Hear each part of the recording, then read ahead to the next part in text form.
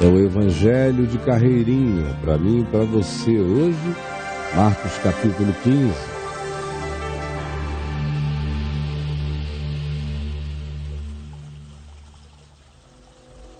A quinta-feira tinha sido um dia cheio e terminou de maneira trágica. Pedro cumpriu a profecia. Antes que o galo cantasse, 2 vezes ele negou a Jesus 3 vezes. Então se lembrou da palavra que Jesus lhe dissera: antes que 2 vezes cante o galo, tu me negarás 3 vezes. Então Pedro, caindo em si, desatou a chorar.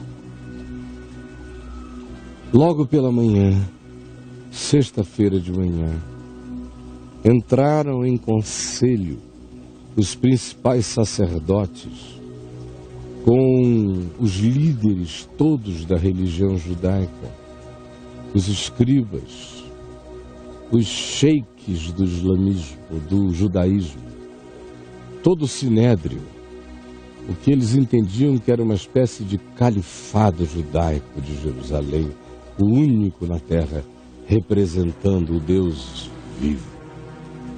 E eles, assim reunidos, amarrando a Jesus, levaram-no e o entregaram a Pilatos. Jesus já todo espancado, surrado, esmurrado, humilhado, agora é amarrado e entregue a Pilatos. Pilatos, então, o interrogou, provavelmente na Fortaleza Antônia.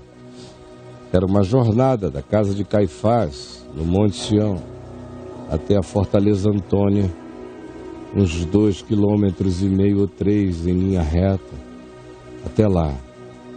E Pilatos o interrogou. Jesus ouviu o interrogatório. Primeira pergunta de Pilatos: és tu o rei dos judeus? Respondeu Jesus: tu dizes. Então, os líderes da religião judaica, os principais, a cúria judaica, os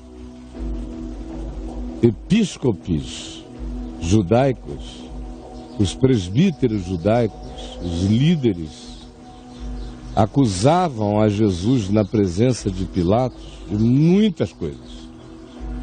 Pilatos ouviu e voltou a interrogar a Jesus. E lhe perguntou: tu nada respondes? Vês quantas acusações te fazem? Jesus, porém, não respondeu palavra. Jesus, porém, não respondeu palavra alguma, a ponto de Pilatos muito se admirar. Ora, por ocasião da festa da Páscoa, era costume entre os judeus soltar ao povo um dos presos, qualquer que eles pedissem. Era um indulto indiscriminado.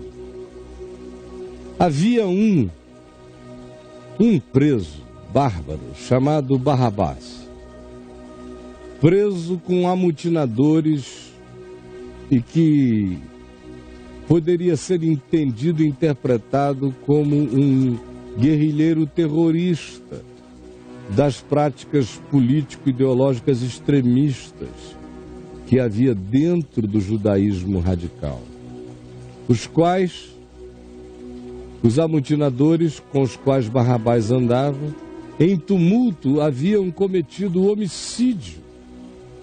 E era por isso que Barrabás estava preso como representante daquela turba. Vindo a multidão, começou a pedir que lhes fizesse como de costume, rogara a Pilatos.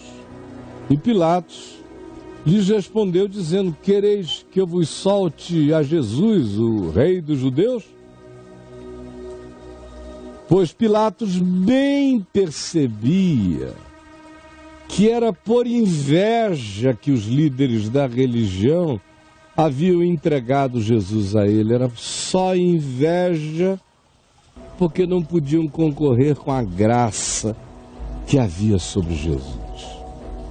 Então a mediocridade invejosa queria matá-lo. Grandes questões e causas, supostamente expostas como importantes para todos, são movidas praticamente sempre pelos motivos mais mesquinhos, mais medíocres, pelas invejas mais básicas e animais. Mas os líderes dos judeus incitaram a multidão e enviaram os seus diáconos de persuasão para o meio do povo, falando no ouvido de um a um, dizendo: peçam Barrabás, peçam para Pilatos liberar Barrabás. É Barrabás que nós queremos, a ordem religiosa é Barrabás. Jesus vai para a cruz. Mas Pilatos lhes perguntou de novo: que farei então de Jesus chamado Cristo? Que farei deste a quem chamais de o rei dos judeus? O que eu vou fazer com ele? Ele não fez nada. Eles, porém, clamavam juntos, incitados pelos líderes religiosos. E o povo sempre obedece o incitamento das lideranças religiosas, sem saber nem porquê. Diziam: crucifica-o, crucifica-o, crucifica-o. Mas Pilatos de novo lhes disse: que mal fez ele? Ele não fez mal nenhum. Mas eles gritavam cada vez mais: crucifica-o, crucifica-o, crucifica-o. Então Pilatos, querendo contentar a multidão para não criar um problema, uma insurreição que fizesse os romanos, aos quais Pilatos representava, terem que entrar em ação para conter o povo, o que não seria bem ouvido em Roma, porque seria sinal de fraqueza política de Pilatos controlando os levantes judaicos. Para que ele não criasse um problema político para si mesmo, soltou-lhes a Barrabás, após mandar açoitar a Jesus como era praxe. Não é que Pilatos estivesse querendo dar mais uma surra em Jesus, fazia parte do rito.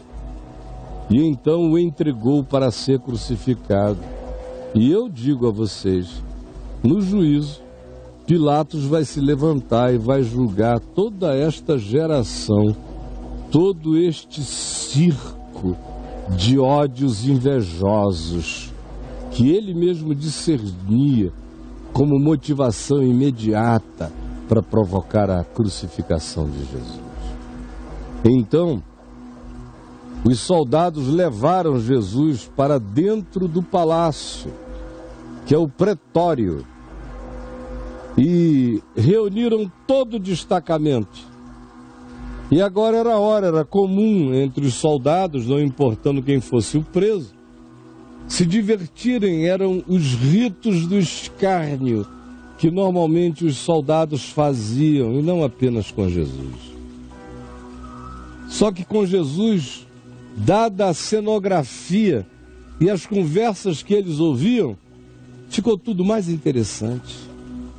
Vestiram Jesus de púrpura, porque se dizia que ele era um rei, e tecendo uma coroa de espinhos lhe a puseram na cabeça, e o saudavam dizendo: salve o rei dos judeus! E você pode ouvir a gargalhada de todas as autoridades judaicas, felizes que o rito romano criava uma humilhação que os fazia orgasmarem-se de prazer. Refiram-me à liderança dos judeus que assistiam o espetáculo.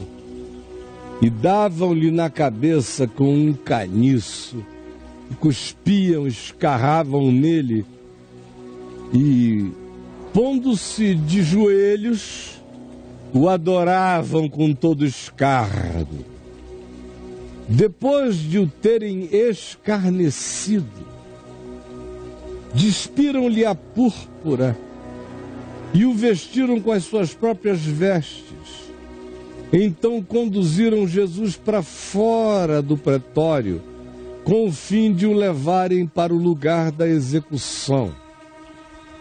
Enquanto Jesus caminhava, depois de um tempo, já não suportando os açoites e o peso da cruz, viram um homem que andava ali perto, um africano negro, chamado Simão de Cirene, por isso chamado de Cirineu, de Cirene na África, o qual ia passando, e vinha ele do campo. Ora, esse homem é pai de Alexandre de Rufo, que vieram posteriormente a se converter e tornarem-se discípulos de Jesus. Obrigaram o africano Simão Cirineu a carregar a cruz de Jesus até o final. E levaram Jesus para o Gólgota, que quer dizer lugar da caveira, porque tinha a cara de uma caveira. Deram ali a Jesus beber vinho com mirra, que era considerado naquele tempo uma espécie de analgésico, para diminuir um pouco a dor. Ele, porém, não quis tomar a droga, quis sentir as implicações da dor até as últimas consequências. Então o crucificaram e repartiram entre si as vestes dele, lançando-lhe sortes para ver quem levaria, quem ficaria com aquela veste tecida de alto a baixo, que tinha algum valor, e assim, sem que o soubessem, cumpriam o Salmo 22, 18, sobre as suas vestes lançaram sortes. Era já a terceira hora quando o crucificaram, 9 horas da manhã. Desde de madrugada, a noite inteira tinha sido de esbofeteamentos, e agora tão cedo, 9 horas, tudo isso já tinha acontecido. Quando ele foi pendurado naquela cruz. E por cima, escreveram uma epígrafe com a seguinte acusação: o rei dos judeus. Ou, a acusação dele era o Messias. É disso que ele era acusado. Com ele crucificaram 2 ladrões, um à sua direita e outro à esquerda. Em Lucas, a gente fica sabendo da história particular desses 2 homens com Jesus nos estertores da morte. E assim, cumpriu-se a escritura que dizia pelo profeta Isaías: com os malfeitores foi contado. Os que iam passando, porque o lugar era fora dos muros da cidade, mas era um caminho de passagem intensa, e os romanos crucificavam pessoas em vias movimentadas fora da cidade para não ofender os judeus, porque dentro da cidade era proibido, mas tinha que ser em lugares de fluxo para que todo mundo visse e temesse. Era um outdoor romano contra o desejo de insurreição que porventura houvesse em algum coração. Os que iam passando blasfemavam de Jesus, sacudindo a cabeça e dizendo: ah, tu que destróis o santuário e em 3 dias o reedificas. Brincadeira. Salva-te a ti mesmo, desce da cruz, se tu podes alguma coisa. De igual modo, os principais sacerdotes, os teólogos, as autoridades do povo, da religião, escarnecendo, diziam, com gargalhadas: olha só, o palhaço salvou os outros. Salvou tanta gente, não é? Ressuscita mortos. A si mesmo se salve, se puder. Desça agora da cruz, se ele é o Cristo, Rei de Israel, para que vejamos e creiamos. Desce daí. Também os que foram com ele crucificados o insultavam. Chegada a hora sexta, às 3 horas da tarde, houve trevas sobre toda a face da terra, até a hora nona, do meio-dia às 3 da tarde. Chegado ao meio-dia, houve trevas sobre toda a face da terra, até as 3 horas da tarde. 3 horas de escuridão cobriram o cenário daquela crucificação. Às 3 da tarde, a hora nona, clamou Jesus em alta voz. Céus escurecidos, um cenário lúgubre, e ele grita: Eloi, Eloi, lama sabachthani. Eloi, Eloi, lama sabachthani. Que quer dizer: Deus meu, por que me desamparastes? Alguns dos que estavam ali, ouvindo isto sem entenderem nada, o povo não entende quase nada, diziam: olha, ele está clamando por Elias. Não sabiam nem fazer a distinção de Eloi, Eloi, Eloi, Deus, de Elias. Mente do povo interpreta o que quer. Olha, ele está chamando por Elias. Eloi, Eloi, Eloi, Eloi, lama sabachthani. E assim interpretaram eles equivocadamente. Jesus só estava recitando o Salmo 22. Deus meu, por que me desamparaste? Alguns dos que ali estavam, ouvindo isto, diziam: ele chama por Elias. E um deles correu a beber uma esponja em vinagre e, pondo-a num caniço, na ponta de um caniço, deu a Jesus de beber, dizendo: vejamos se Elias vem tirá-lo daqui. Vamos tornar a vida dele um pouco mais azeda para ver se Elias o socorre. Mas Jesus, dando um grande brado, expirou, entregou o Espírito. E o véu do santuário de Jerusalém, grosso, espesso, imenso, de alto a baixo, não rasgável por mãos humanas, rasgou-se em 2 partes, de alto a baixo. Do céu para a terra acabou o véu que separava. O centurião que estava em frente dele, em frente de Jesus, vendo que ele morrera, que ele expirara, disse: verdadeiramente este homem era o Filho de Deus. E nós o matamos. Estavam ali também algumas mulheres, observando de longe. Entre elas, Maria Madalena, Maria, mãe de Tiago, ou seja, de Jesus, e de José, e ainda Salomé, as quais, quando Jesus estava na Galileia, o acompanhavam e o serviam. E além dessas mulheres, muitas outras mulheres o serviam, andavam com ele e haviam subido com ele da Galileia para Jerusalém, e por ali também estavam. Ao cair da tarde daquela sexta-feira, por ser o dia da preparação, isto é, a véspera do sábado, vindo José de Arimateia, que era um ilustre membro do Sinédrio, dessa elite, que também esperava o reino de Deus, mas não tinha coragem no coração para bancar, porque amava mais o conforto da sua posição do que o engajamento radical com Jesus, que poderia tê-lo levado à morte, mas com o coração angustiado, porque ele esperava o reino de Deus e não teve coragem de botar a cara para fora. Dirigiu-se agora, depois da morte de Jesus, resolutamente a Pilatos e pediu o corpo de Jesus.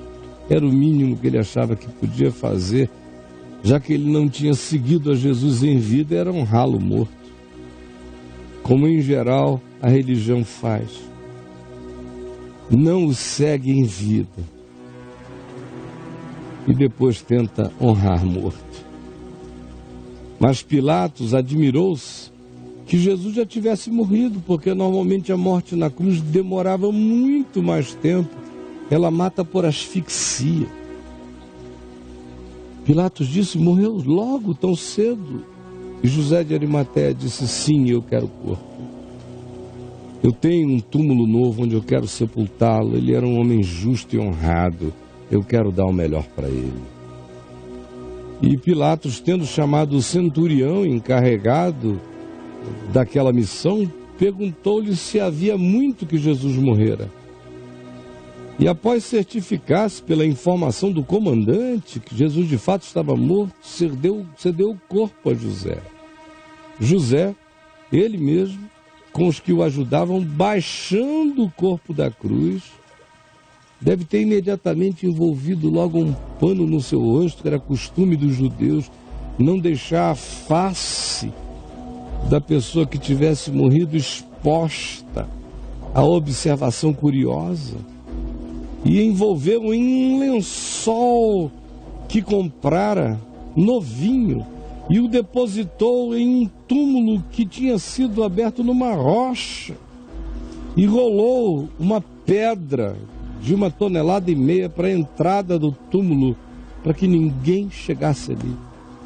Ora, Maria Madalena e Maria, mãe de José, observaram onde Jesus foi posto. Era o entardecer do sábado daquela agonia. Esta foi a leitura do Evangelho de Carreirinho, para mim e para você, no dia de hoje.